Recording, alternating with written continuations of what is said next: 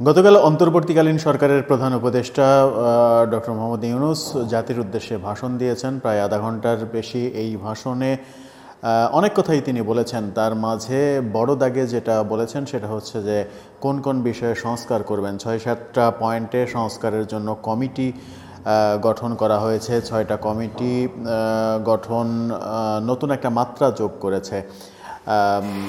এই কমিটিগুলো, সংস্কার কমিটিতে বড় বড় মুখ আমরা দেখেছি। বদিউল আলম মজুমদারকে নির্বাচন ব্যবস্থা সংস্কারের দায়িত্ব দেওয়া হয়েছে, শাহদ্বীন মালিককে সংবিধান সংস্কারের দায়িত্ব দেওয়া হয়েছে, ইফতেখারুজ্জামানকে দুর্নীতি বিষয়ক সংস্কারের দায়িত্ব দেওয়া হয়েছে।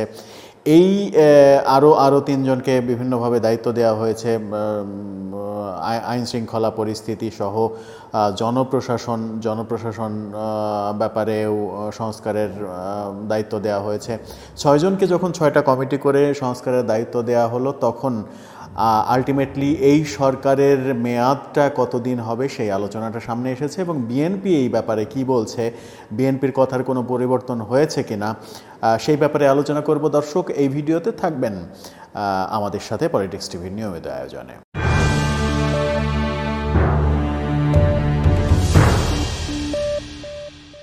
বলছিলাম, ডক্টর মোহাম্মদ ইউনূসের জাতির উদ্দেশ্যে ভাষণ, এক মাসের ব্যবধানে তিনি আবার জাতির উদ্দেশ্যে ভাষণ দিলেন। আজকে গণমাধ্যমের সঙ্গে তিনি কথা বলেছেন, ডিডব্লিউর সঙ্গে একটা সাক্ষাৎকার দিয়েছেন। সব মিলে সবখানেই সংস্কারের কথা বলেছেন তিনি। সংস্কারের পাশাপাশি একটা গুরুত্বপূর্ণ কথা বলেছেন, যে কথাটা কেউ পক্ষে থাকবেন, কেউ বিপক্ষে থাকবেন। সংস্কারের ব্যাপারে হয়তো বেশিরভাগ মানুষই পক্ষে থাকবেন, কিন্তু গণভবন বিষয়ে যে কথাটা বলেছেন সেটা হচ্ছে যে গণভবনের যে ধ্বংসযজ্ঞ যে অবস্থায় আছে সেই অবস্থাতেই থাকবে, সরকার কোনো সংস্কার করবে না। অর্থাৎ গণভবনকে রাষ্ট্রীয় কোনো কাজে লাগানোর কোনো পরিকল্পনা সরকারের নেই। এটা অনেকটা বৈষম্য বিরোধী আন্দোলনের পর এটা অনেকটা বিদ্বেষমূলক সিদ্ধান্ত হয়ে যায় কিনা এই আলোচনা কিন্তু উঠেছে। কারণ বৈষম্য বিরোধী আন্দোলনের পর আমরা সবখানে যে ভুলগুলো আওয়ামী লীগ সরকার করেছে সেই ভুলগুলো পরবর্তী কোনো সরকার আর করবে না। বিশেষ করে এই সরকার, আন্দোলনের ফলে যে সরকার এসেছে সেই সরকার তো করবেই না, তেমন প্রত্যাশা ছিল। সেইখানে গিয়ে গণভবন প্রধানমন্ত্রীর বাসভবন হিসেবে আগের সরকার ব্যবহার করেছে, কেন সেটা এখন প্রধানমন্ত্রীর বাসভবন হিসেবে ব্যবহৃত হবে না, কিংবা প্রধান উপদেষ্টার বাসভবন হিসেবে ব্যবহৃত হবে না? কেন সেটা মানে যে ধ্বংসস্তূপের যে অবস্থা হয়েছিল 5 আগস্ট, তারপরে যে অবস্থায় আছে সেই অবস্থাতেই কেন থাকবে, কেন তার সংস্কার করা হবে না? সেইটাকে এক উপদেষ্টা আবার বলেছেন সেটাকে একটা জাদুঘর তৈরি করা হবে বৈষম্য বিরোধী আন্দোলনের। সেই ব্যাপারেও নানা রকম মতামত রয়েছে। কেন গণভবনকে জাদুঘর বানাতে হবে, কেন অন্য জায়গায় নয়? এই আলোচনার ফাঁকে সবথেকে গুরুত্বপূর্ণ আলোচনা ডক্টর ইউনূসের যেটা হয়েছে, এই আলোচনা এত বেশি দীর্ঘায়িত করতে চায় না, কারণ ডক্টর মোহাম্মদ ইউনূসের এই কথার প্রেক্ষিতে বিএনপির অবস্থান কী সেটাই মূলত এই ভিডিওর মূল আলোচ্য বিষয়। সংস্কারের জন্য 6টা কমিটি গঠন করা হয়েছে। সংবিধান সংস্কার, নির্বাচন ব্যবস্থা সংস্কার, দুর্নীতি দমনের ব্যাপারগুলো সংস্কার, জনপ্রশাসন সংস্কার, এই ব্যাপারগুলো যে সংস্কারের কমিটি গঠন করা হয়েছে এবং কমিটিকে 3 মাস সময় দেওয়া হয়েছে।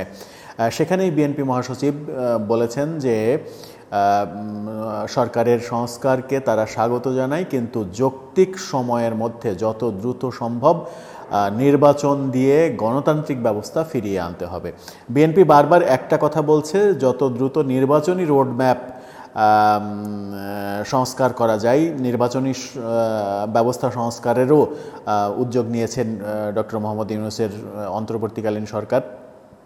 সেটা যত দ্রুত, নির্বাচন যত দ্রুত করা যায় সেই ব্যাপারে বিএনপি বারবার তাগিদ দিচ্ছে। এবং বিএনপির মহাসচিবের একটা কথা খুব গুরুত্বপূর্ণ, সেটা হচ্ছে যে যত সংস্কারই হোক সব থেকে ভালো ব্যাপার হবে হচ্ছে গণতান্ত্রিক সরকারের সময়, গণতান্ত্রিক ব্যবস্থা যত দ্রুত ফিরিয়ে আনা যায়। কারণ বর্তমানে গণতান্ত্রিক ব্যবস্থা নেই।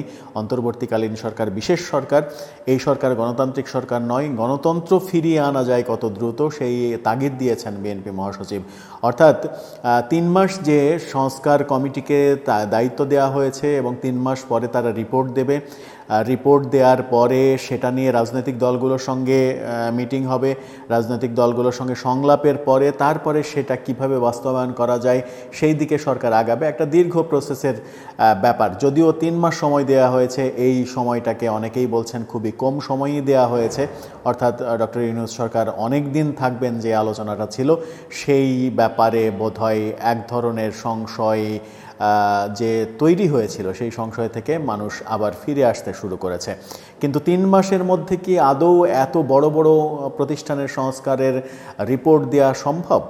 আমার মনে হয় সেটা বেশ কিছুটা কঠিন, কারণ এটা কাজ করতে গিয়ে হয়তো এই কমিটিগুলো আরও সময় বাড়িয়ে নেবেন এবং পর্যায়ক্রমে সময় বাড়াতে বাড়াতে একটা বড় সময় লাগবে সংস্কারগুলো করতে। কারণ রাষ্ট্রের সবথেকে বড় বড় জায়গায় আবার তার মধ্যে সংবিধান রয়েছে। শাহদ্বীন মালিককে দায়িত্ব দেওয়া হয়েছে সংবিধান সংস্কার কমিটিতে। সংবিধান সংস্কার করা এই সরকারের পক্ষে আদৌ সম্ভব কিনা, যে সংবিধান সংস্কার করতে গেলে সংসদ লাগে, সংসদ ছাড়া সংবিধান সংস্কার করা সম্ভব নয়। এই সরকার কিভাবে সংবিধান সংস্কার করবে? সংবিধান সংস্কার করতে হলে এই সরকারকে আগের সংবিধান বাতিল করতে হবে, সম্পূর্ণ বাতিল করে নতুন করে লিখতে হবে এবং জরুরি অবস্থায় একটা গণ আন্দোলনের সরকার হিসেবে, বিপ্লবী সরকার হিসেবে তাদেরকে নিজেদেরকে ঘোষণা করতে হবে, অথবা মার্শাল লর ব্যাপার আসতে পারে, মার্শাল লর মাধ্যমে হতে পারে। কিন্তু সাধারণ আইনে সংসদ ছাড়া সংবিধান পরিবর্তন করার এখতিয়ার এই সরকারের নেই। তারা কিভাবে করবে সেই প্রসেসগুলোও নিশ্চয়ই ক্রমেই খোলাসা করবে। কিন্তু বিএনপি বারবার একটাই কথা বলছে, নির্বাচন যত দ্রুত চাই। বিএনপি নির্বাচনের জন্য বেশ মরিয়া, এবং বিএনপি নির্বাচনের জন্য কতটা মরিয়া সেটা দেখা গেছে গতকালকে তারা 2 দিনের কর্মসূচি ঘোষণা করেছে। 15 তারিখে মহাসমাবেশ করছে তারা পল্টনে, এবং মহাসমাবেশের মধ্য দিয়ে নিশ্চয়ই ওখান থেকে একটা রোডম্যাপ তারা ঘোষণা করবে, একটা দাবি মালা তারা ঘোষণা করবে। বিএনপি যে নির্বাচন চায় এবং খুব দ্রুত যে গণতান্ত্রিক পন্থা ফিরিয়ে আনতে চায়, সেই ক্ষেত্রে যে বিএনপি সবার থেকে এগিয়ে রয়েছে সেটাও তাদের একটা বদ্ধমূল ধারণা, যে এই মুহূর্তে নির্বাচন হলে বিএনপি সরকার গঠন করবে এবং বিএনপি ক্ষমতায় আসবে। সেই কারণে বিএনপি সব থেকে বেশি সোচ্চার নির্বাচন নিয়ে, যতটা সোচ্চার নয় জামাত সহ অন্যান্য দলগুলো। আওয়ামী লীগকে এক ধরনের বাইপাস করে রেখেই সব ধরনের সিদ্ধান্ত নেওয়া হচ্ছে। শুধু আওয়ামী লীগ না, আওয়ামী লীগের নেতৃত্বাধীন 14 দল, আওয়ামী লীগের অনুসারী।